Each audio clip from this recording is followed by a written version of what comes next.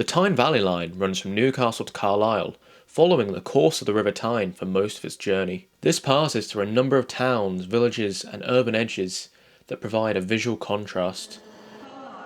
This train has 2 coaches. Penalty fares apply for this service. You must buy a ticket.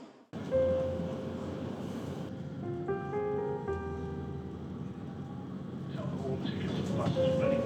That's all tickets and buses ready for this 9:47 onwards service up to Carlisle. In a few moments' time we'll be at the Metrocentre. Leaving the metropolis of Newcastle behind in favour of the stone towns and villages of the Tyne Valley.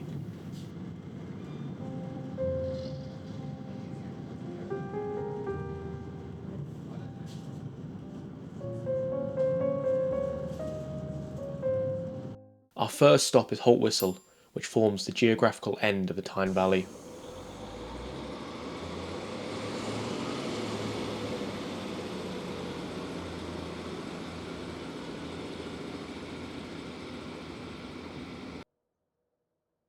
Haltwhistle train station originally opened in 1838.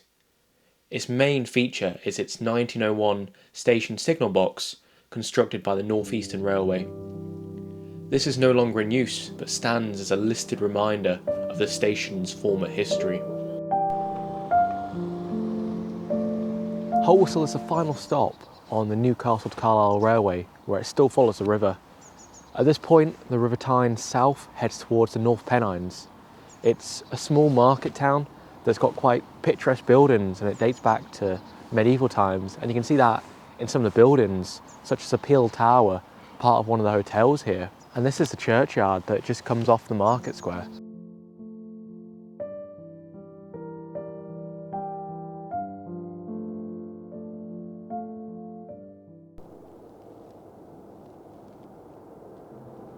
What was most shocking in the town centre was the ruin of the Working Men's Club, which appears to be the victim of a fire.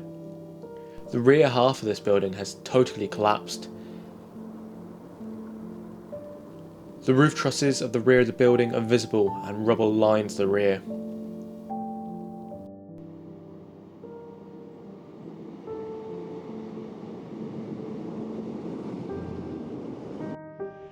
Our next stop on the journey is Hexham.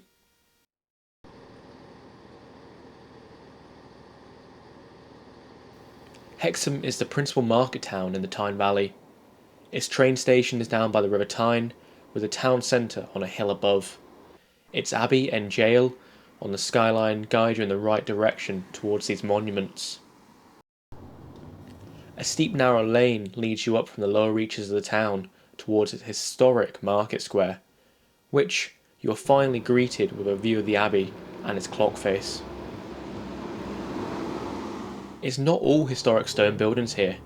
There are a few misplaced additions, such as these flats above Wetherspoons, but on the whole, the character of the area is formed from the historic buildings.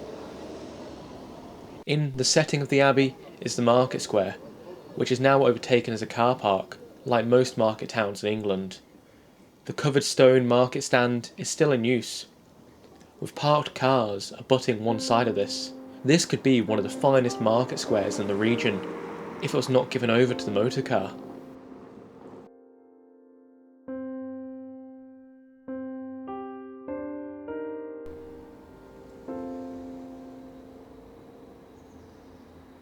The jail is one of the tallest buildings in this town, still in use in the summer months as a museum.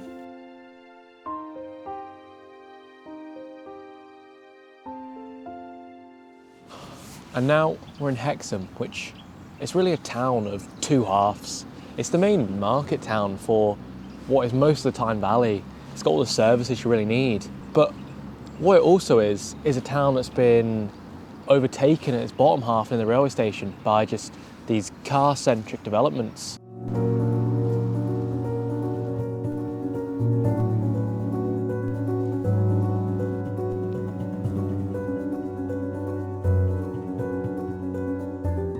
I'm at the top end now in the historic market town area with stone buildings.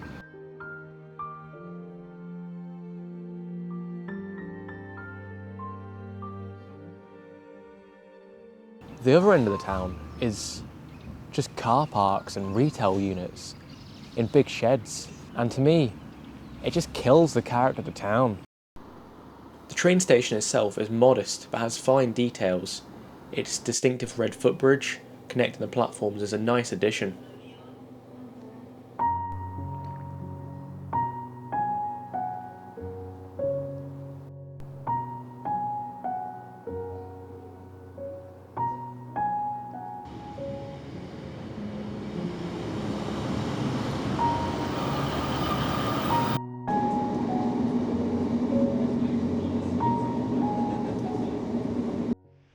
We then ride the train again to Prudhoe. Prudhoe again has its train station down in the valley, with its town far above on the hill. This was expanded heavily in the 70s, with rows of houses lining the slopes of the Tyne Valley. However, its real landmark is much older. And now we're in Prudhoe, which is the last real market town before you get into what I really call the hinterlands or the urban edges of Newcastle. And behind me is Prudhoe Castle. This is currently actually closed, but it's owned by English Heritage and used to be open to the public. It was a Motte and Bailey castle, converted into a keep and bailey. And the actual town of Prudhoe is really up high on this hill, whilst the Tyne Valley Railway, hence its name, actually runs deep in the valley itself. So you've got about a 200-foot climb up to the town centre, and the area around the train station is just industrial units, one pub, and it just isn't that nice.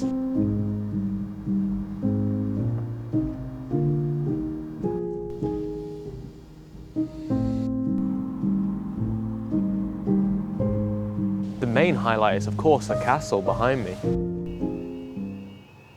Prudhoe station is mostly just 2 platforms and a brick signal box. But it has a red footbridge, again, connecting the 2 platforms, mostly used for when the barriers are down on the road behind.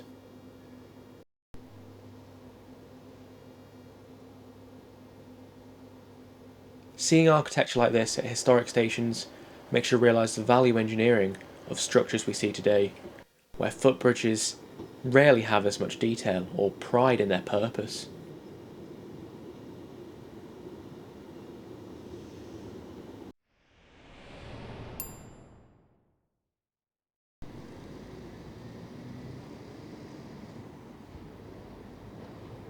And our final stop on this Tyne Valley tour is the hulking mass that is the Metrocentre. Love it or hate it, it's really the true edge of the city. And from here you've already left the idyllic villages and stone buildings of the Tyne Valley into this car-centric just mess.